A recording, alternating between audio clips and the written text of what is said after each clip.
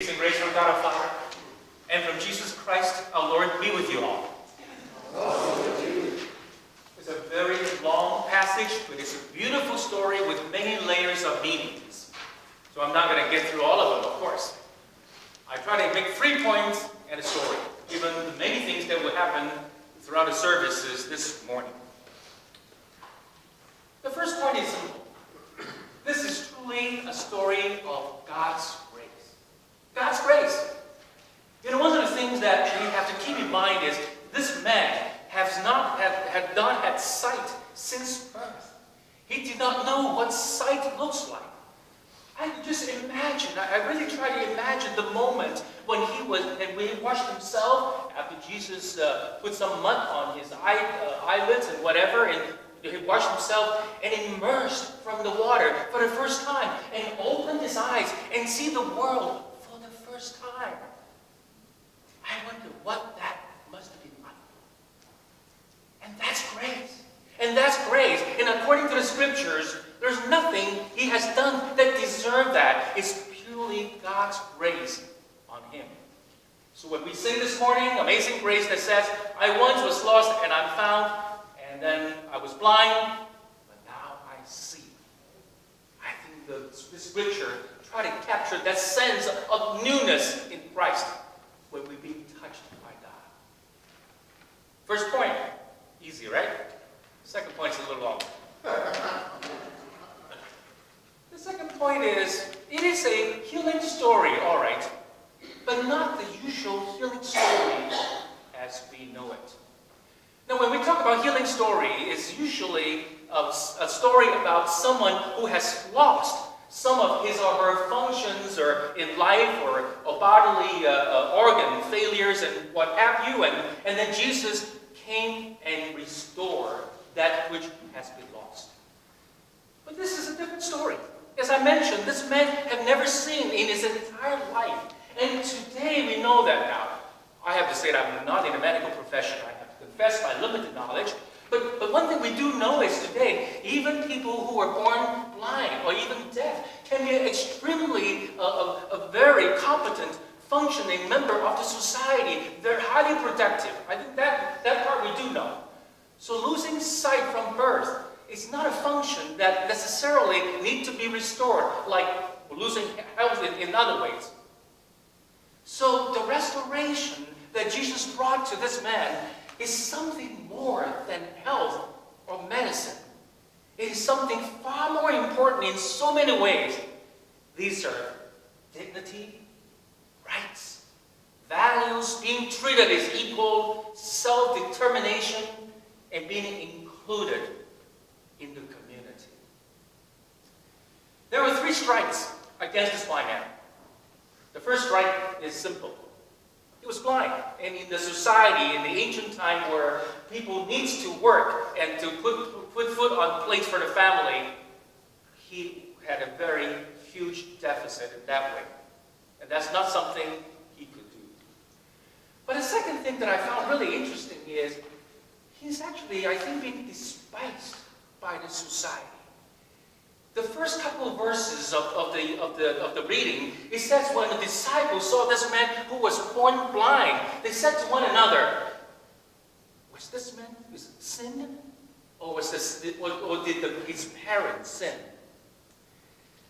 Well, the idea that when something bad happened to human beings is due to sin is not something new, isn't it? We hear it all the time. Sometimes we blame victims of terrible crime and terrible things and say that this person must be sinful, therefore he or she deserves such kind of outcome. And part of it might come from Exodus chapter 20, verse 5. It says, for I, the Lord your God, am a jealous God, punishing children for the iniquity of parents to the 3rd and the 4th generation of those who reject me. Now, imagine that. If someone, on the day he was born, or she was born, was being casted as sinful, or being casted as the product of sin of his parents, what it does is give society an opening to put this person down, to dehumanize him, to demonize him. And then there's another strike against him too. He's a beggar. He's a beggar. And then the Greek word for begging is literally begging, asking. He's the one who keeps asking. And we know that even in our society, people who have to ask for help are considered as inferior, considered as a burden to the society, considered as somebody who did not work hard enough for whatever reasons. We don't like them. They don't deserve all the things, even health care.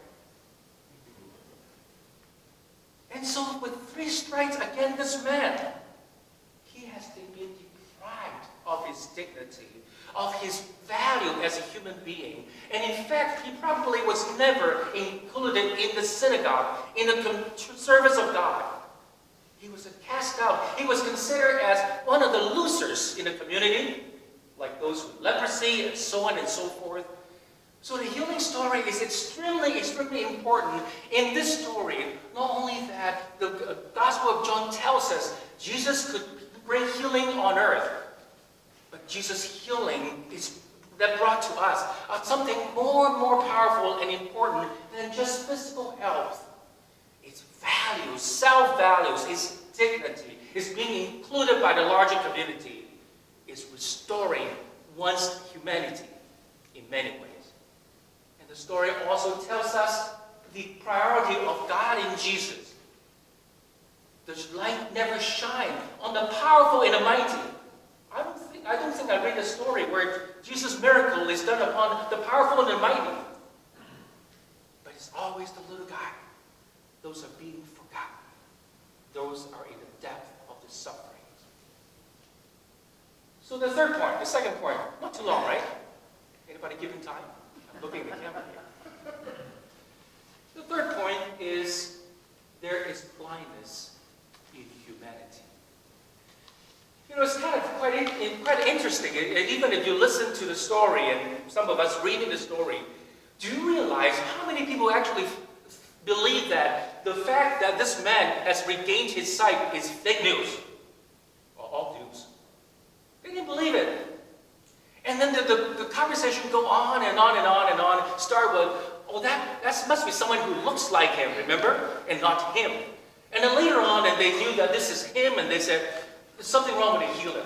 The healer, Jesus, he's a sinful man. Why is he sinful? Well, he healed somebody on the Sabbath. As if doing some good on the Sabbath is sinful by itself. So the conversations kind of went haywire. And that's kind of, in many ways, shine light on us too as human beings. Sometimes we are blinded by even good principles and good things and not seeing God's grace and not seeing God's willingness to bring values, bring dignity back to humanity in human life. Here's my 3 points. And then I'll start with the story. At first sight, the story may have absolutely nothing to do with the gospel we read today. It may still have nothing to do with it. You may be my judge. It's about something that happened in a Danish town called Aarhus. Aarhus, A-A-R-H-U-S. I don't know the best way to pronounce it. Anyone who's Danish?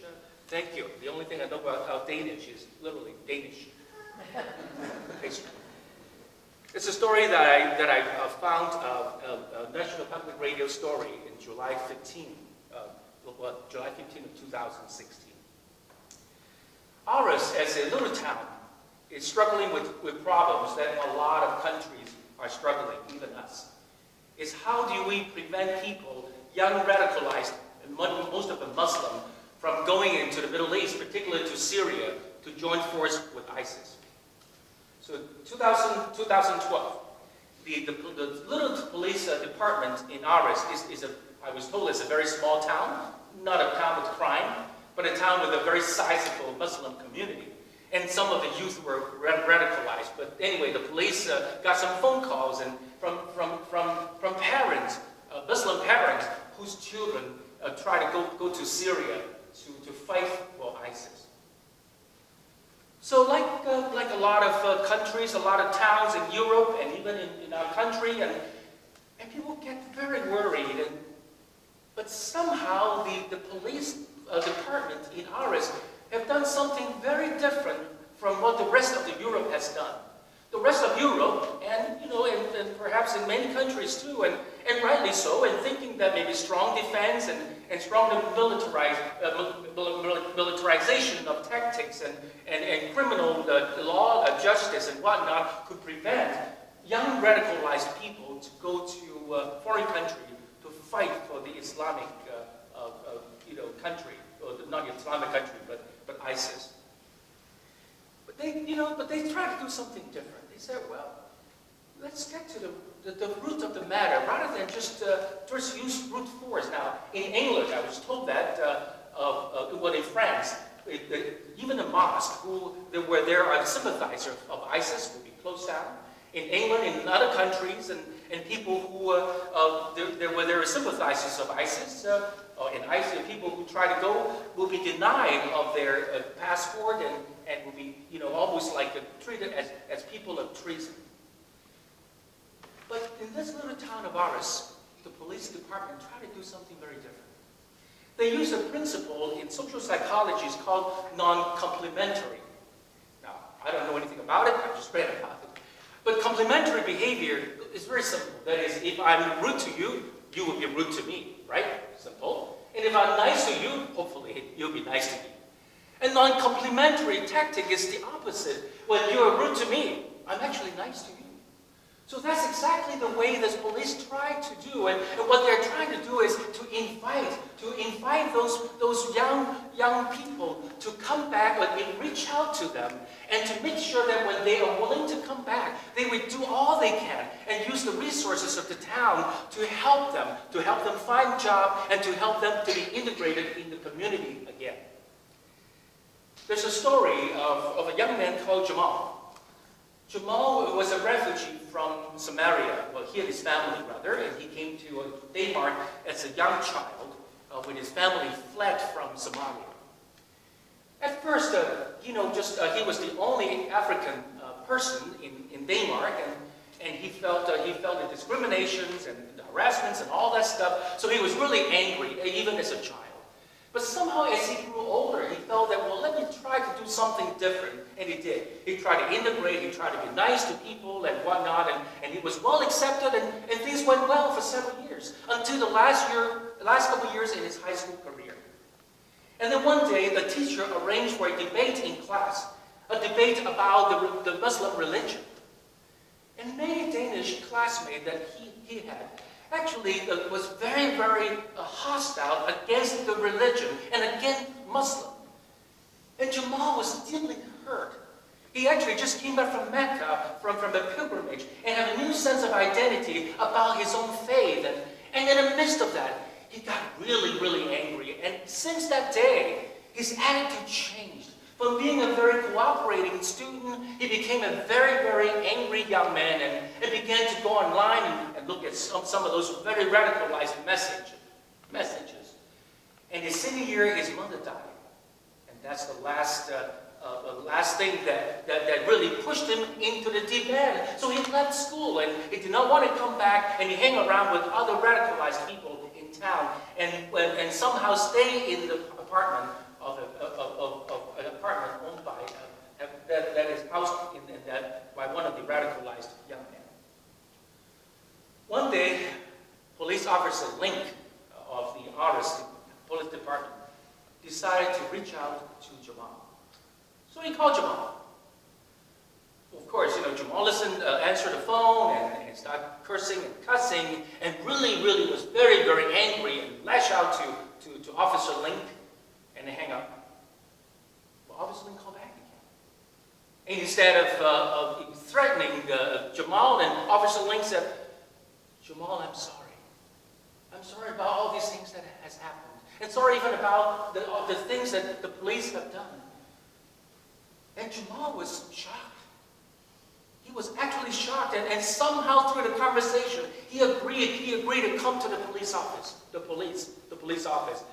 And then in the police office, instead of arresting Jamal, Officer Link helped him and connect him with a psychiatrist, a Muslim psychiatrist, who have the similar experience. And through the work, Jamal never went to Syria, and instead, he became part of the citizenship again. Has this tactic worked? Well, somewhat. Not bad. Since 2012, about 330 people went through the program. And initially, there were about 33 people went to Syria. A number of them get killed, 10 of them still stayed there, but 18 of them returned and went through that program. And he's now one of those citizens in this town of Aris and helping the police and helping the citizen to make sure that Aris is safe. So who's blind? Who can see? Maybe the Aris Police Department is blind too. They are blind to the terror of the force of terrorism. Or maybe in some ways they actually have seen the light. Seen the light that Jesus has shined on, that is human dignity. Human sense of values is far more important, sometimes in many things. Yes, strong defense is important, but not in the expense of something that is far, far more important for all of us, that Jesus come to die for. That is us, humans. And because Jesus has died for us, we do not have any right to demonize anybody, nor anyone have the right to demonize us. May Jesus' light continue to guide our days as we walk with people, whether we like them